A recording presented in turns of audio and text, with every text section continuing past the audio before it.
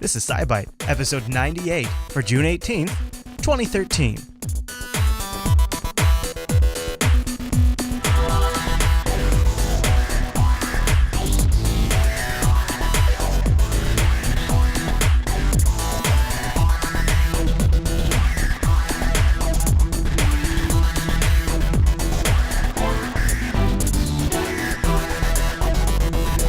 Everyone, and welcome to SciByte, Jupiter Broadcasting's weekly science podcast, fresh Tuesday mornings and live over jblive.tv, and then available for download Wednesdays over at jupiterbroadcasting.com. My name is Chris, and joining us every single week is our host, Heather. Hey there, Heather. Hey there, Chris. Hey, Heather, happy science to you. Happy science. All right, so what are we going to talk about today? Today, we're going to take a look at a rule-breaking exoplanet, non-toxic cancer therapy supplements, hidden Antarctic mountains, a new astronaut class, story updates, curiosity news, and as always, take a peek back into history and up in the sky this week. That sounds like a fantastic lineup, and in fact, a couple of those stories the chat room I know has a particular interest in because they were talking about them during the pre-show. So let's kick things off with the news.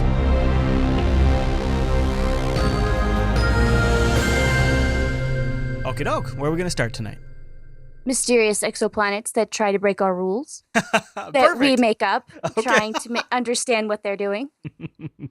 So, we have all these theories about how planets form, and we look out there, we're like, all right, everything is flowing like this. So you have a star, you have this, disk of dust and all that kind of stuff.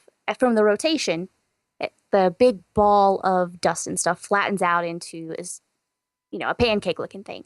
And then slowly but surely, by our theories, dust particles make rocks, rocks make boulders, boulders make, and so on and so on and so on. And then in those, you start to see, if you're looking far away, you can see a gap in the clouds. And that's where a planet has started to suck up all the things around it. So sort of clearing a path around that area. So we're looking out, we see, hey, there's a gap in this cloud. That's probably where a planet is. Except if it is the size we think it is, which is small, by small I mean 6 to 28 Earth masses, but if it's there, it really shouldn't be there, quote unquote. So it's really weird because of where it is really far out there. It is, I forget how many times, about twice the distance that Pluto is from the sun. So it's far out there. The star is about 176 light years away, but it's fairly young.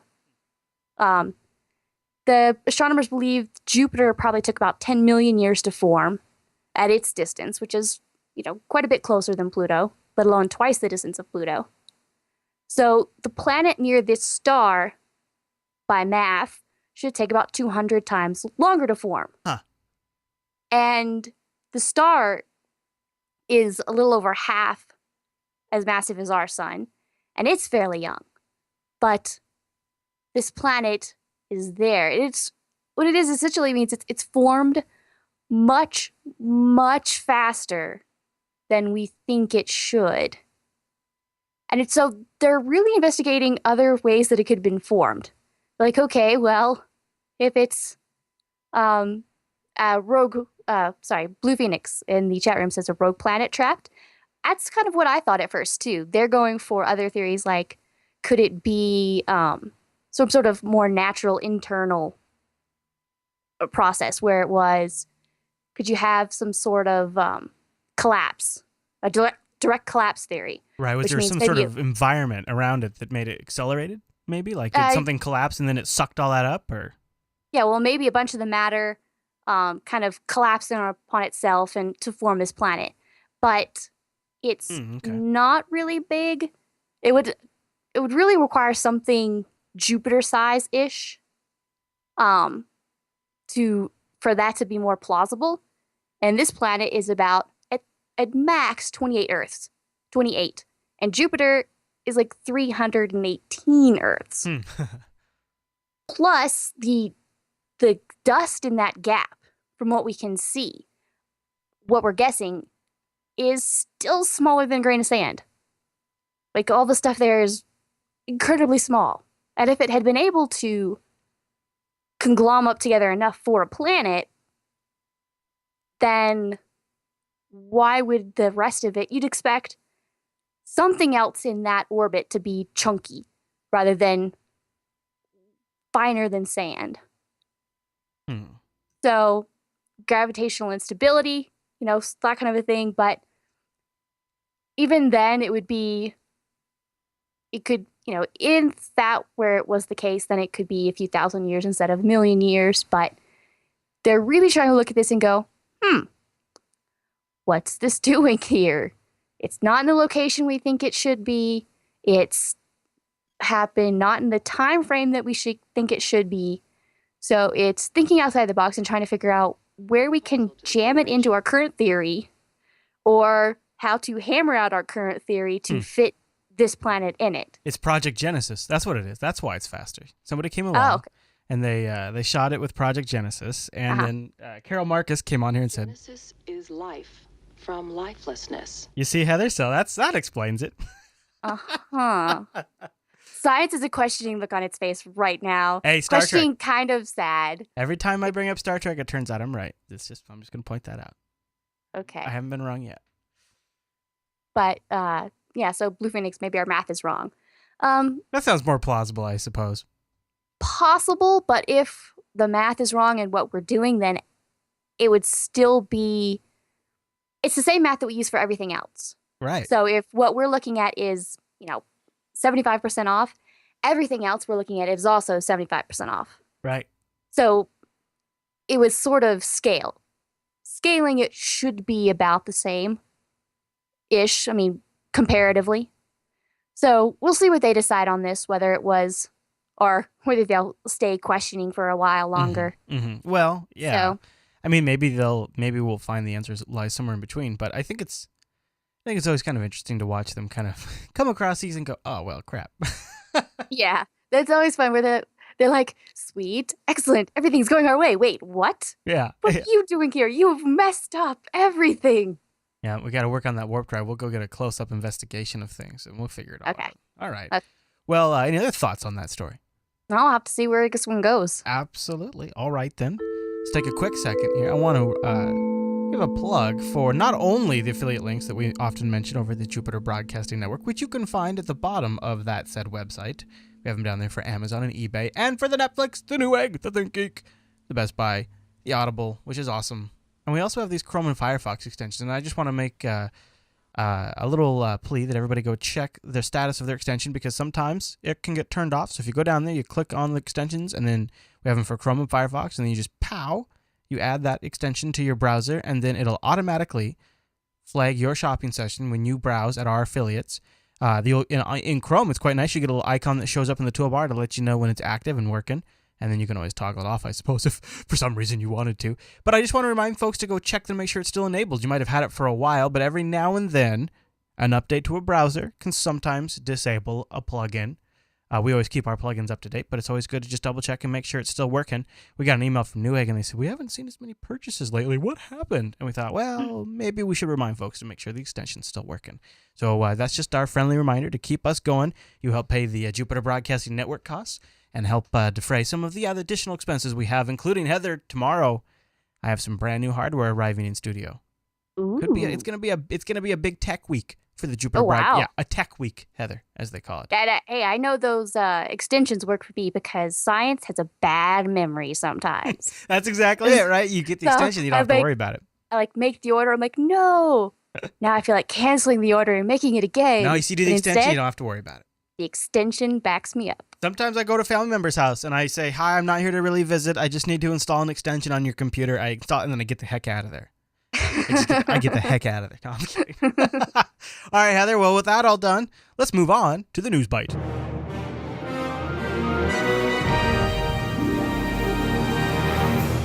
Kind of has a Superman sound to it a little bit. I think I got Superman on the brain.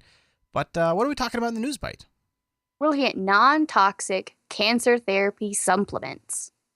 So a research team has actually found that a combination of some non-toxic dietary and hyperbaric oxygen therapy actually increases survival time for in mice that they've tested for aggressive metastatic cancer. So this is the kind of cancer that spreads. It's hooks in other places, and it's really not good. So they're looking at these. It's the ketogenic diet and the hyperbaric oxygen therapy. And these are both non-toxic therapies, but they're not replacements. By the way, Jupiter Broadcasting and SciByte do not pretend to be your doctor. That's Should right. you decide to make any sort of medical decision, please consult them. So this is a combination of diet and a chamber? Like a hyperbaric chamber? Yeah, ketogenic diet it's where it's specific. It's, I believe, no to little carbs, moderate proteins, and high fatty acids or fats. I forget the exact combination. It shares some similarities to the paleo diet, only some differences too. And no sugar. No sugar is a big thing. I think it refers to the ketogenic state your body goes into after being on it for a while, which sort of forces your body into a different mode of operation, if I understand correctly. Yeah, to burning fatty acids and glucose into energy. So it's kind of changing the power source of your body, trying to power yourself off of that kind of thing. And it's actually kind of weird because it goes off in different locations about what it's good for. Looking at it was strange. But hyperbaric oxygen therapy is just kind of like it sounds. Think of the scuba divers when they're coming up from really deep depths and they hop in the little chamber, and it's high oxygen, for this case, like 80% at least oxygen. So you have high oxygen, and then it's under pressure. So what it's doing is it's essentially squeezing the oxygen molecules tinier so that they can go in and really flood your body with lots of oxygen. So it can get more into the nooks and crannies of everything and hyper-oxygenate everything. So you're getting a whole bunch of oxygen into your system and moving that forward. You're kind of switching how your body is burning things and putting it into a different state. The combination of these is actually sort of helping protect healthy tissue and damaging the cancer cells, actually. Because the oxygen, solid tumors are generally in areas of low oxygen. So if you have 100% oxygen, then it's sort of drowning out the tumors. So you can drown them out. You can kick up the power of the healthy cells. So it's this combination of the two. They had this big mouse study. Yeah, it says in the article for the mouse study that they had mice that were having carbohydrate standard to heavy meals, and they had mice that were on the keto diet, and that the mice that were on the ketogenic diet had lived 78% longer than the mice fed the standard or high carbohydrate diet. Yeah, with the combination. It was one of the two, both did a little bit better, but when you combined the two, right, then it really increased everything. So this is one of those things should I be? I mean, it raises a very interesting question in the role that diet plays in cancer prevention, possibly. Yeah, well, there's a lot of things that we're learning about diet, and various times we've talked in SciByte over the last couple weeks and over the last few months for the entire time of the show. It's every once in a while something comes up where they're like, "Hey, this little item in food B we found does this." When you really concentrate or something, and it's natural, so hooray, thumbs up, science for the win. But I mean, if you think about it, your food is that silly little song, "You Are What You Eat." But yeah, it's true though, isn't it? That's the first thing that pops into my head all the time. It is absolutely true, actually. But if you can, it makes me wonder if I should get more serious about my diet again. Yeah, I know that feeling. I had a slice of pie tonight before the show. I'm feeling very guilty right now. Oh, yes. Slice of cherry pie. I know that feeling. I'm like, you look at something, you're like, I'm going to feel guilty if I eat that. Yeah. I'm going to feel guilty if I ate it. I feel guilty. I do. I feel it was so good, though. But yeah, this specific diet was very strange. In fact, it's generally being used for epilepsy disorders, for specifically children who are drug resistant. They're put on this and it actually drops seizure rates by, I don't know, up to 50% or something like that. So it's a very interesting diet and all the different things it does. It's interesting. I know there's some places around the world that have oxygen bars where you go up and you actually enjoy a feed of oxygen for a little while.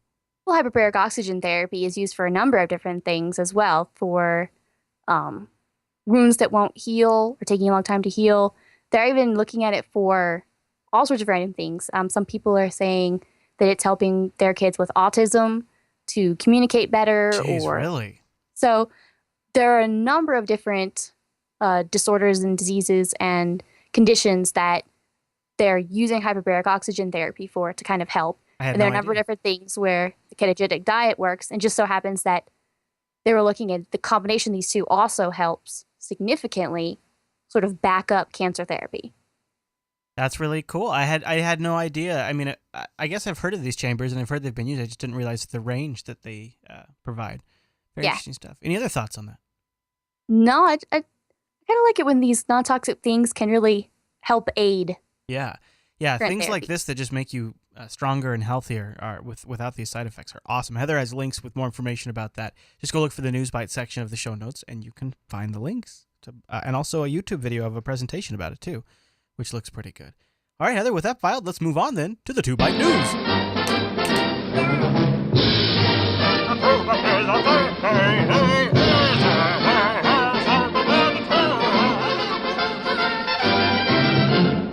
All right. Got a new band in here. Yeah, I only have to pay them in hot dogs. So, yes. All right, what are we talking about first in the 2Byte News? Alrighty, we have some buried Antarctic mountains out there. So, underneath the Antarctic sheet, there's actually mountains and ground that all this ice is stacked on top of. We kind of know that, but sometimes it kind of slips out your memory that, oh yeah, there's things like there, and there are giant mountains underneath there. And so there's one, the British Antarctic Survey, BedMap 2, used millions of new measurements that they've had from looking at surface elevation, ice thickness, bedrock topography, all these sort of things to kind of, over the last couple of decades, to really put together. And this was much higher definition than we've had before. And out of that actually came some mountains that we didn't know were there. We're like, oh, we didn't realize that those mountains were there, or this looked like that. So it's a lot of it used what they called a NASA program called Operation Icebridge.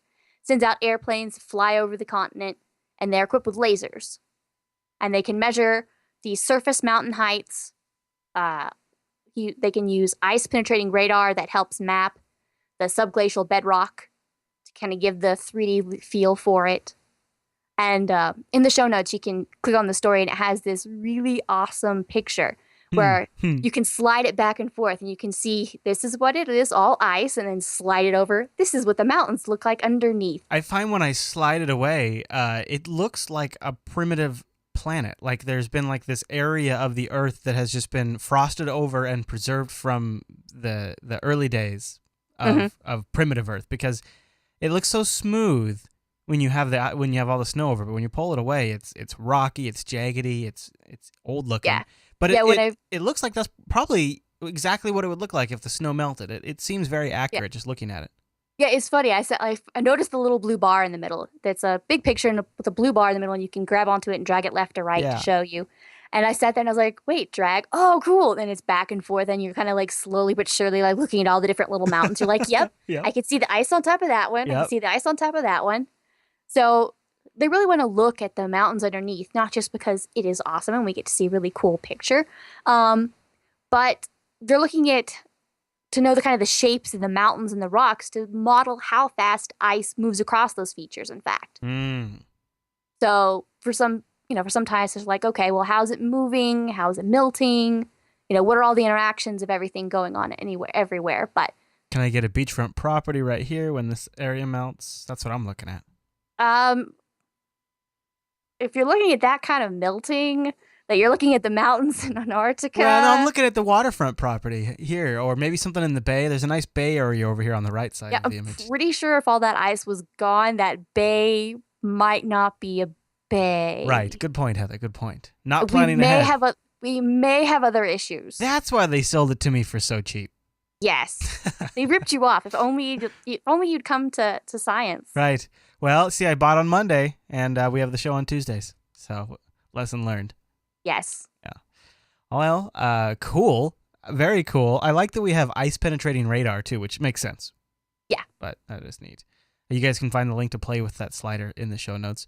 We have an update for a new title of astronaut, right? Yes, some new astronauts. The first class in 2 or 3 years, actually. Oh. So the NASA astronaut class. So we don't have the space shuttle, but oddly enough, it was the second largest number of applicants that they have ever received. More than what do they do? 6,100. So their kind of goals is, well, this group might be among the first to ride the commercial spacecraft to the space station. So as we've kind of been seeing where SpaceX and Virgin Galactic and them are looking to, SpaceX had the, cargo missions up there. So they're looking to, bring astronauts up there. And other private commercial entities are looking at that too. So these core of astronauts might be among the first to kind of ride that commercial spacecraft. And then NASA waves its hands and in hopes and prayers and says, maybe we'll even go to asteroids or to Mars. And I say that in a hopefully kind of laughing way because I wish they hadn't squashed that fish. But we'll see. I can maintain hope. I will maintain hope. But you never know. 8 astronauts. So, and of course they have to be all very very smart and even, 4 guys, 4 girls. Oh yeah. They must be fat evenly. But there's a number of there's a medical doctor, there's a couple of PhDs, there's quite a number of various commanders and lieutenant commanders and in the Marine Corps, in the Navy, in the Air Force. So you can find their rundown and a link to more information about them in the show notes. One of those gals' last name is Mir, like the Russian station. MEIR. Yeah, so I know. Almost, kind of. It is, though. Close enough. I just thought it was a quinky-dink, that's all. Yep. Josh A. Cassada, PhD. Victor G. Glover, Lieutenant Commander, U.S. Navy. Tyler Haig, Lieutenant Colonel, U.S. Air Force. Christina Hammock. Nicole Anupa Manal. So I'm butchering astronauts' names right now. That's all right. You know what? We put them in the show notes. People can just read them however they want in their mind, and then they can make it. That's their mistake, not ours. Exactly. Yeah. In your brain, it's not mispronounced. You don't have to tell anybody how bad you get it in your brain. Yes. Unless you do a silly podcast. Well, then you start saying names, and you're like, why did you start saying names? Yep, I know it. That's every day for me, Heather. Well, good news. We've got a few stories that have leveled up. We got some updates. What is our update? That is right, on SciByte 96, just a couple of episodes ago. I remember that. Yes, we talked about this crowd-funded telescope where they had it on where everyone can, you donate and it's going to be in space and it'll be funded by the people. So they had it where it's planetary resources, and their hope is sort of spy out asteroids for possibly mining and things like that. But then they're also doing it so that if you donate, so much money, then they have a little screen on the little telescope. This is a really tiny thing, could fit on your kitchen table. A couple of them could fit on your kitchen table, depending on your kitchen table size. So it has a little screen on it, and then it has a little camera. So if you pay like so much money, your picture can be displayed on the screen, and then it'll take a picture of your picture on a telescope in space. They call them selfies. Somebody in the chat room says they already got theirs. I guess that's not too bad. I mean, so I guess you could put a picture of yourself on there. Yes. All right. Okay. You can picture yourself. Now I'm digging that a little bit. And if it's a high-res picture and they got the contrast settings just right, so that way it's totally seeable, and then I can set that as my profile picture. Yeah. Of course, there's like varying levels of, if you buy this, you get this. I think if you donate on a much higher level, you get like really HD and framed and all that kind of stuff. But they got so close fairly quickly that they said, hey, that was for $1 million. If we reach 2 million, which is double his original goal.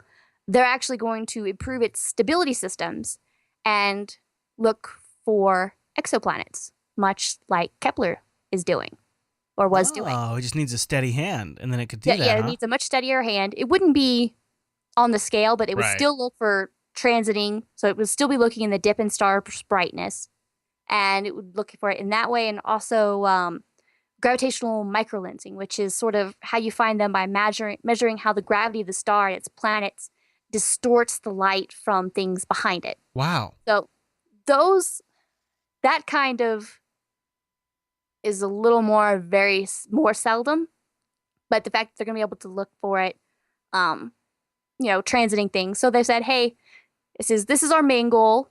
We're pretty close to that. So, hey guys, if you want to do this, if you want to, you can help fund something that'll help take up the gap where Kepler has stepped down possibly. That's kind of amazing that we can even do that a little bit. Yeah. So then they say, if we get close to that, then there's two other lofty goals that we have. They're saying if we can raise so much money, we'll build a different ground station with an educational partner. So they got close enough that they're saying, hey guys, we've got all these other ideas too. Donate up to this amount of money and look at all the different things we can do. But the fact that they said, hey, exoplanet research, guys, this will be cool. So. Yeah. That is really kind of, now I've kind of gone from skeptic to pretty impressed, actually. I really want to, I still am. I've got like 1 foot in skeptical pants until like it gets really much closer to actually going up. Yeah. Oh, yeah. Yeah, you've got to. But you're starting to get a little more hopeful, I suppose. All right. Well, we got another update, and it's an important one regarding Lego.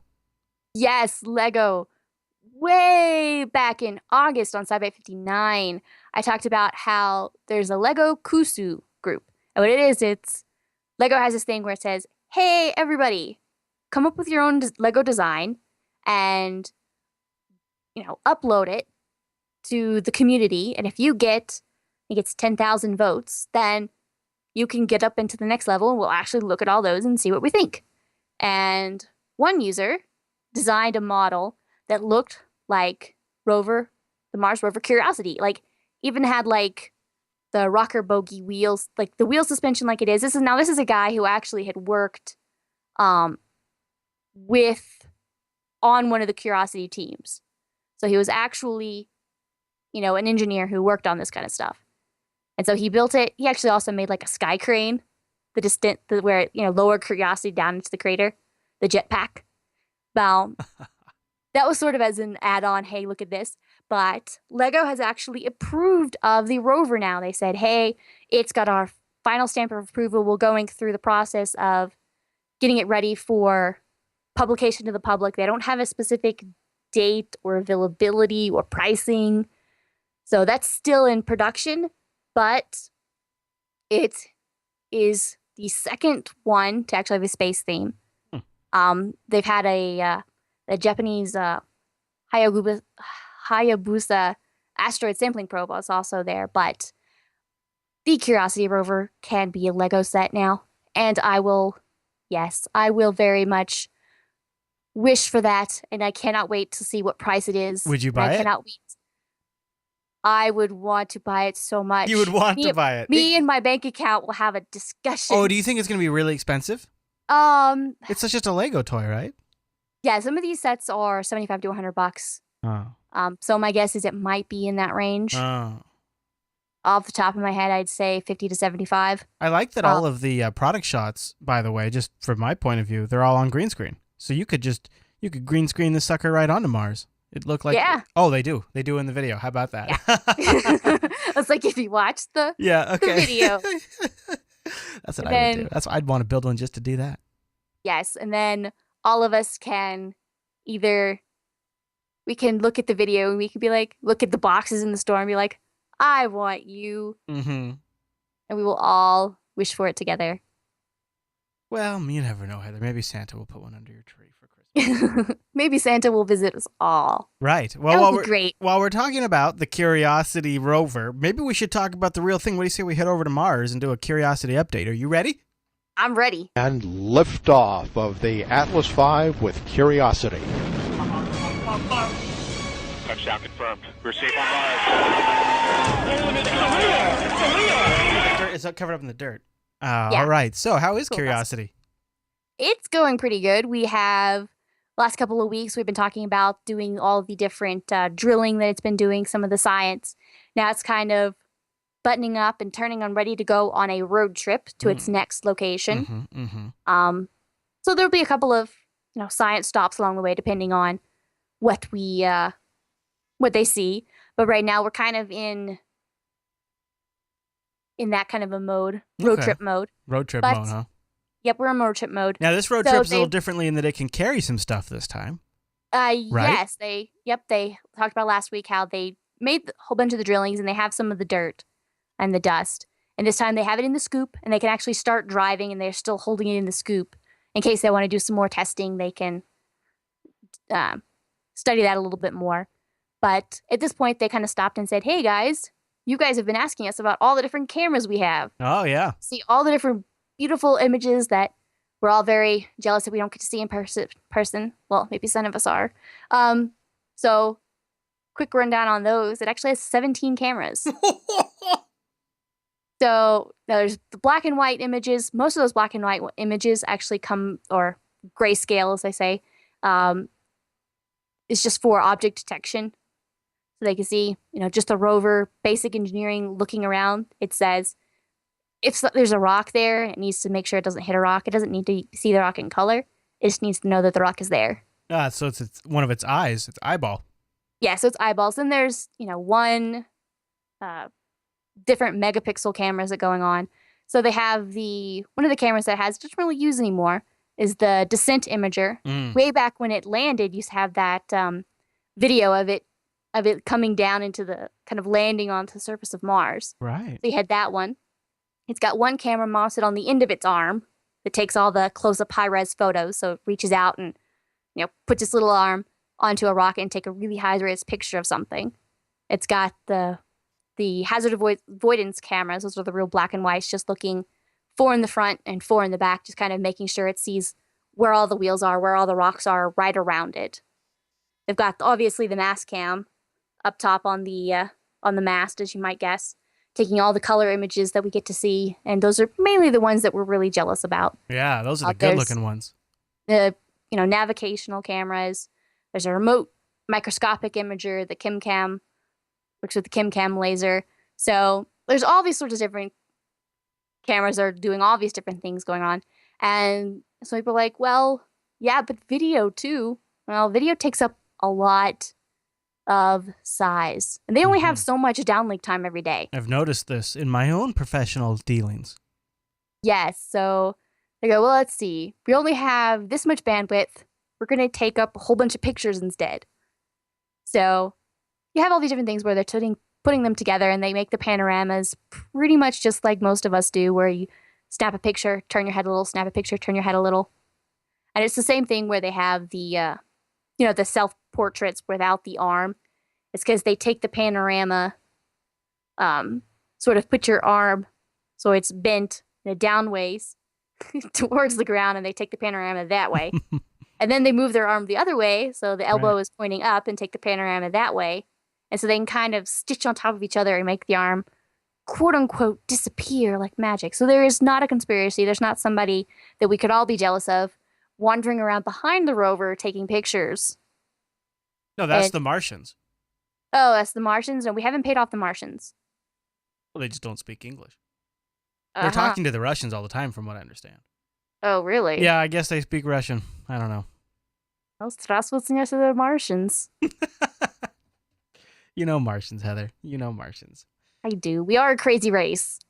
Oh, right. What? So, rover. Yes. Doing rover things. Yes. Well, Heather, I want to know when it's going to get to its final destination and produce some final, whiz-bang results. Now that it's done with its main mission, it's on to the extraordinary, right? It's going to be on to the... Yeah, you're referring to the fact that the whole point was to see, is the possibility of life there? Was it there at any time? Yeah. Where it had an environment? Yep. And we've already seen, yes, check mark. Yeah. We've seen that. Yeah. So that in that way, yes, then everything can go uphill and be sunshine and lollipops and frosting and cherries on the cake and all that kind of stuff. But whoa, boy, talk about getting away from the ketogenic diet. Holy smokes! Yes. Well, that's what Mars does to you. Should we? But go ahead. So yeah, we'll see. The road trip will be quite a while. It'll be a number of months, but there'll definitely be science spots along the way. So. Well, speaking of road trips, I believe we have quite a road trip this evening. Yes. In fact, I've even fueled up the time machine specifically for this trip because you warned me ahead of time. I don't know where we're going, but you warned me to get the thing fueled up. All right, Heather, jump in. Here we go. Okay. Just think about Oh, it kind of tickles.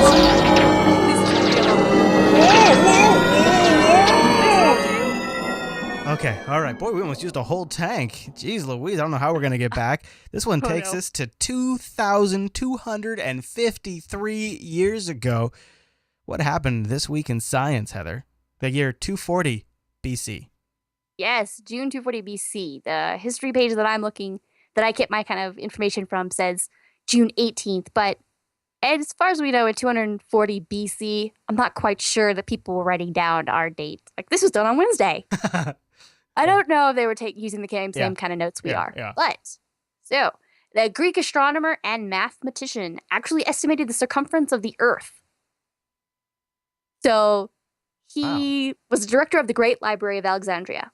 And he'd read in a papyrus book that in Scene, one of the, not like I've seen something, but Syene is a location, that on noon of summer solstice, the longest day of the year, the shadows of the temple grew much shorter.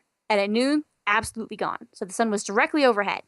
But he stuck a stick where he was in Alexandria, far to the north, and he saw, on that same day, he saw a shadow. So he said, well, that means that the surface of the Earth is not flat. It must be curved. Not only that the greater the curvature, the greater the distance the shadow would be.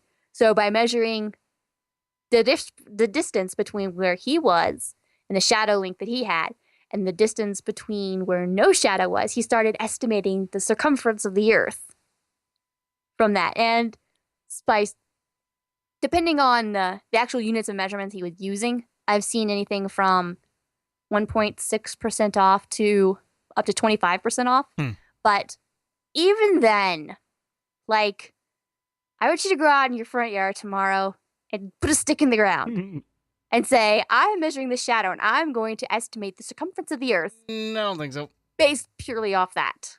Pretty impressive. He was pretty ahead of things for 2,200 years ago. Yeah. Wow. It makes you wonder, wonder how many other people had figured it out, but we never got to hear the story. Because he might not be the only one. He's just the only one we got documented. Yes. All right. Well, let me recalibrate the SciByte 2000. This is a very special process, so that way we can look up into the sky this week.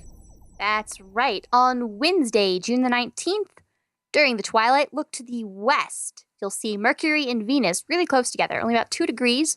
Or that's 2 pinky widths at arm's length apart. Now, Mercury will be the one to the lower left, and Venus is obviously the much brighter of the two. So, on Thursday, June the 20th, Midsummer's Night. Yes, much like Shakespeare's Midsummer's Night's Dream. It is the shortest night of the year on Thursday. On Saturday, June the 22nd, we have the largest full moon of 2013. Don't believe the doom and gloom you see on Facebook and or your uncle's cousin's email saying the moon is going to smash into the Earth. No, it only means that they call it a supermoon in little quotes, air quotes. That just means it is the closest point. It's going to be closest to the Earth, but that means it's only like 7% larger in diameter. And that's on Saturday? Yes, on Saturday. So don't fear. Sounds like a good day to view the moon. Yes, very good day to view the moon. And have no fear, the 7% bigger that you may see does not mean it's smashing into us. So in this week in general, like I said, we've got Mercury and Venus to the west-northwest over there, just a couple of pinky finger widths apart. And Mars and Jupiter right now are still hiding in the glare of the sun, so they're totally slacking off. What are Mars and Jupiter doing? Saturn, however, is being a trooper. In the evenings, look to the south, the southwest, and you'll be able to see it. Slightly dimmer than Saturn will be the star Spica. So to its upper, to its lower, to this right or lower right, about a little greater than a fist held at arm's length. Okay. So they're a little more than a fist apart, over in the south to southwest. You'll be able to see Saturn being the brighter of the two, and then Spica, the star. Right. Very good. And that, of course, is outlined in the show notes so people get lost. Yeah. Because it can be a little hard to remember. But the thing I think that's going to stick out for me this week will be the moon on Saturday. Yes. That sounds like that'll be pretty cool. Yeah. All right, Heather. Well, I think that just about brings us to the end of this week's episode, doesn't it? I think so. All right. Don't forget, everyone, you can email us, SciByte at jupiterbroadcasting.com, or just hit that contact link at the top of our website. You can follow Heather on Twitter over at JB_Mars_base, and join us live Tuesdays over at jblive.tv, and go to jupiterbroadcasting.com/calendar to get the latest times. All right, Heather. Thanks for the great show. Thank you. Thank you, everyone, for tuning in to this week's episode of SciByte. We'll see you right back here next week.